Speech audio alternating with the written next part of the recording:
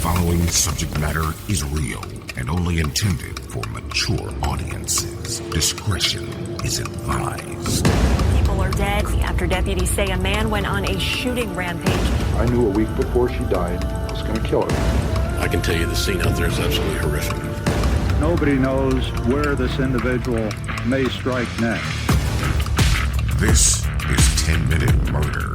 Welcome to 10-Minute Murder, brief and bingeable true crime. I'm the host. My name is Joe, and thank you for joining today, and thanks for taking a break from reading all the reviews of Yankee Candles on Amazon. If you have no idea what I'm talking about, it's kind of hilarious. I mean, it sucks for Yankee Candle, yeah, but it's still kind of funny when you don't have a vested interest in it. People are posting about the candles that they have ordered, and they say that they don't have a scent. They lit the wick, they let it burn, and they can't smell anything. Now, on the surface, without critical thinking, yeah, I mean, what the heck, candle company? This is supposed to smell like sage and citrus, but instead it smells like a burning wick, and that's it. But what is a pretty common side effect of having COVID? You can't smell and you can't taste. And I've even gone so far as to look at the COVID spikes when those are happening versus when the reviews are happening on these Yankee candles that people can't smell. It matches up pretty perfect. Okay, maybe I'm one of the very few reading these things, but it's kind of funny to me, and it's weird. I know, and I'm weird. I get it. You don't have to tell me. But if you're listening to me right now, and you've got a candle that you think does not smell, maybe wait a beat. Take a COVID test. Make sure you're clear before you fire off that review. Hey, if today is your first time listening to 10-Minute Murder, and you're wondering if you accidentally stumbled into a candle podcast, nope. You're in the right place, I think. But if you're interested in candles, you can check out Bugbear and Bean. They're very cool candles. But anyway, make sure you're subscribed to 10-Minute Murder so that you don't miss any future episodes. Now, let's get to today's story. In 2019, a single gunman terrorized New Zealand, taking the lives of more than 50 people in the country's deadliest shooting. When a 28-year-old Australian man was then arrested less than 20 minutes after the first gunshot, he showed no emotion, no remorse. Instead, he wished he could have killed even more. But how had the former personal trainer Brenton Tarrant become a mass murderer in the first place?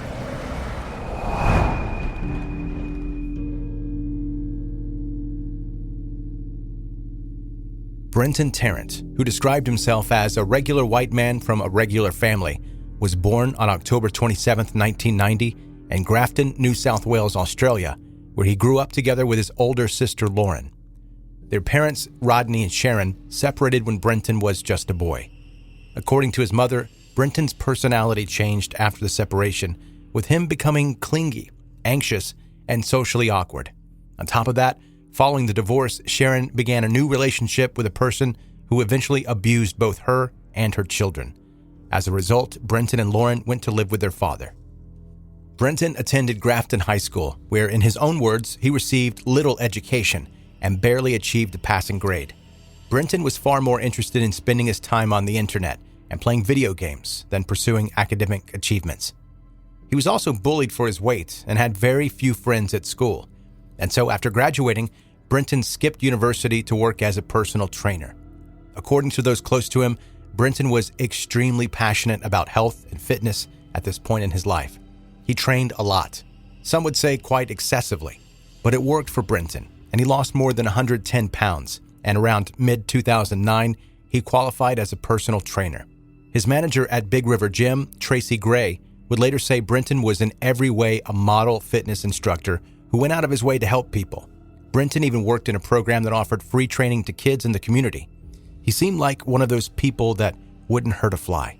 But then something changed. It all started when Brenton's father, Rodney, developed a form of cancer called mesothelioma, caused by exposure to asbestos. A serious illness of a loved one is already traumatic enough, but Rodney also decided that he was not going to wait for cancer to destroy his body. And so in 2010, he took his own life, arranging his death so that Brenton would be the one that found him. While Australian federal police later said that Brenton had been aware of his father's plans, the whole experience left him extremely distressed. Still, unlike his sister, Brenton never received counseling about their family situation or sought treatment for his social anxiety. Prior to his death, Rodney settled a claim for damages relating to his exposure to asbestos. From the money he received in the settlement, he gave $330,000 each to his 2 children. Brenton quit his job as a personal trainer after he suffered an injury in 2012, and he never worked again. Instead, Brenton lived off the money he'd received from his father and income investments. A big part of his free time now was spent playing video games with a group of people, including one friend and a New Zealander from whom Brenton met on the internet.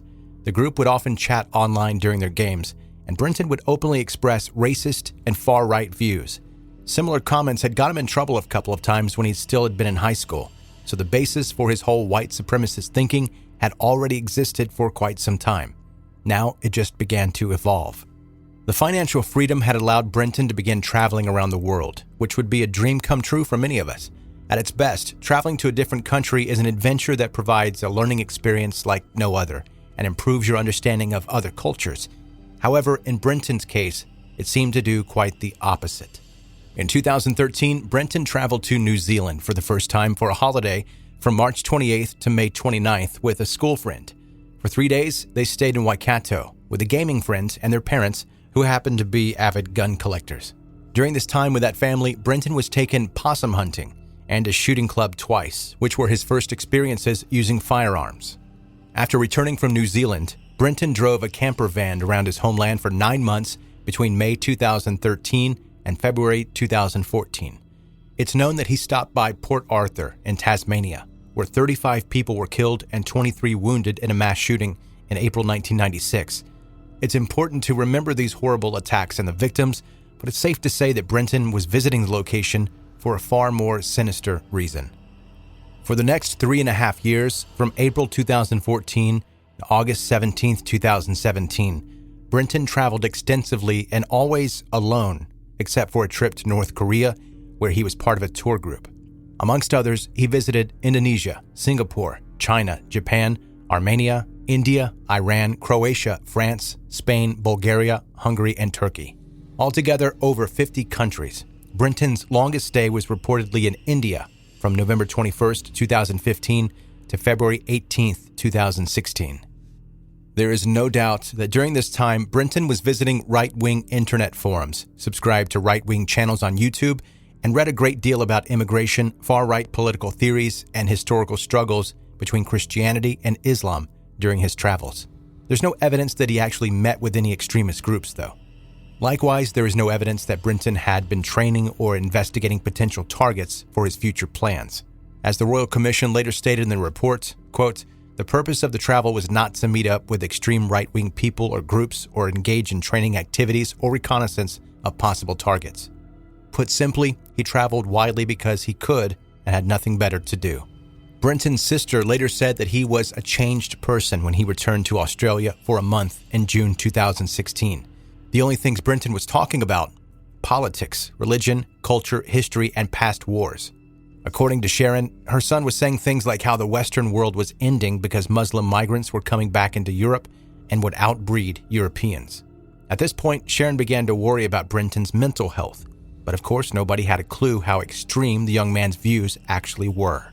By January 2017, Brenton was planning to move to New Zealand. He emailed the Bruce Rifle Club in Dunedin, the second largest city in the South Island of New Zealand, to check whether it was still open.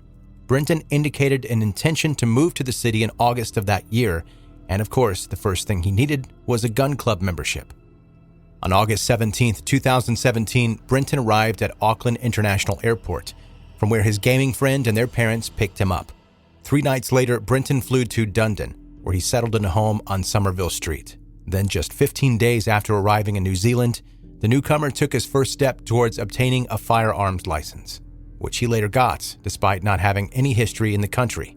From that point on, it's believed that Brenton used the next 18 months to plan and prepare for what was about to come. On March 15, 2019, at 6:26 a.m., Brenton posted a tweet containing links to file-sharing sites where his 74-page manifesto titled "The Great Replacement" could be found. The text included hate speech against migrants and white supremacist rhetoric. In his manifesto, Brenton described himself as an ethno-nationalist, an eco-fascist, and a kebab removalist. Out of context and unaware of the background, that last part might sound kind of funny, but it actually references a meme exalting the genocide of Bosnian Muslims, so not funny at all. But but it gave a hint as to what was about to happen. At 1:31 p.m., Brenton texted his family, telling them how to deal with the police and media that would soon be asking a lot of questions. Less than 10 minutes later, he walked toward the Al-Noor Mosque in Riccarton, Christchurch, wearing military-style camouflage clothing and full tactical vest. When Brenton was then greeted by a worshiper at the entrance, he raised his semi-automatic shotgun and fired it 9 times. The first victim fell to the ground. Inside the mosque, where about 190 people were attending Friday prayer, Brenton opened fire with an AR-15-style rifle while playing military music from a portable speaker and live streaming the attack on Facebook. Within 2 minutes, 42 people were dead. Brenton then went outside and killed a man before retrieving another weapon from his car. After re-entering the mosque, Brenton fired on already wounded people before leaving again and shooting a woman outside. The horrifying live stream ended at 1:51 p.m., but the GoPro camera attached to Brenton's helmet kept recording. 1 minute later, Brenton arrived at the Linwood Islamic Center, where he again opened fire, killing 4 more people. But as Brenton was retrieving yet another gun from his car, one of the worshippers, Abdul Aziz Wahabzada, ran after him and threw the EFT POS machine in his direction. And that's one of those little things that scans your credit card. Brenton fired at least 3 shots at Abdul with a semi-automatic rifle, causing him to hide in between cars, while the gunman entered the mosque again, killing another 3 people. Abdul then picked up an empty discarded rifle and shouted at Brenton. He saw Abdul carrying the gun and didn't know that it was unloaded, so Brenton dropped his weapon and ran to his car. Abdul chased after him, and when the gunman was sitting in his car, he threw the rifle into the back left window, smashing it.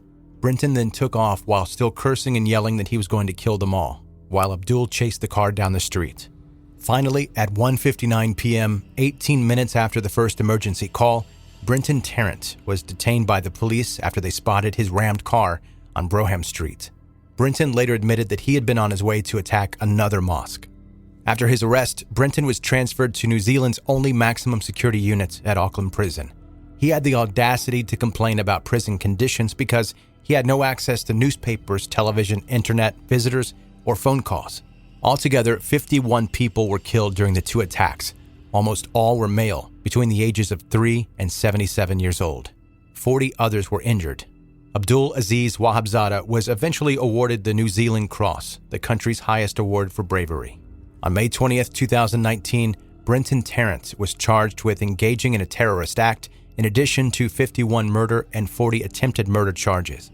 He was found fit to stand trial and initially pleaded not guilty to all accounts. However, on March 26, 2020, Brenton changed his mind and pled guilty to all 92 charges.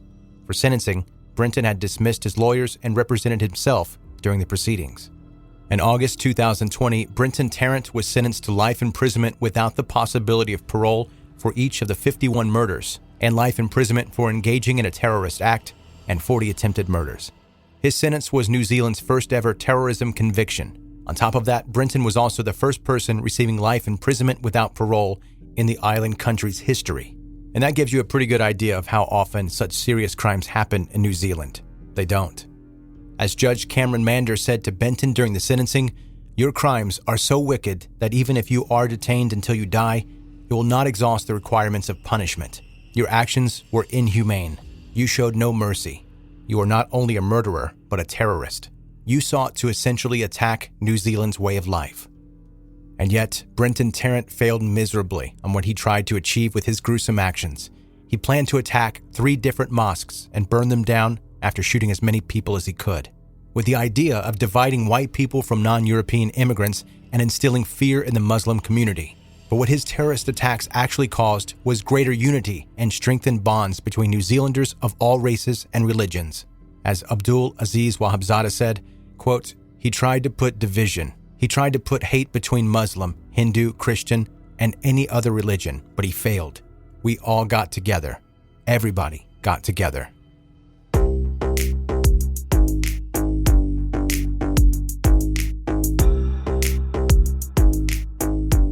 That's today's 10-minute murder. Brief and bingeable true crime. Thanks for listening today, and that was a suggestion for a story for me to cover by someone that listens in Australia. And I have to let you know, I'm kind of proud of myself that nowhere in that correspondence with them requesting me to cover this episode did I say, "Good day, mate." And I didn't ask them anything about bloomin' onions. I just need to put that on the record so that you can be proud of me. Thanks for listening today, and if you would like to submit a story for me to possibly cover on 10 Minute Murder, you can email it to me, 10minutemurder@gmail.com. You can also send it to me via direct message on Facebook, Instagram, and Twitter. Links for how to connect with 10 Minute Murder on social media. The links are in the show notes of this episode. If you have friends and you think they might be into brief true crime stories like this one, let them know about 10 Minute Murder. And finally, before you go, by all means, make sure you're subscribed to the podcast so that you don't miss any future episodes of 10 Minute Murder. Be safe. Thanks for listening, and have a good night.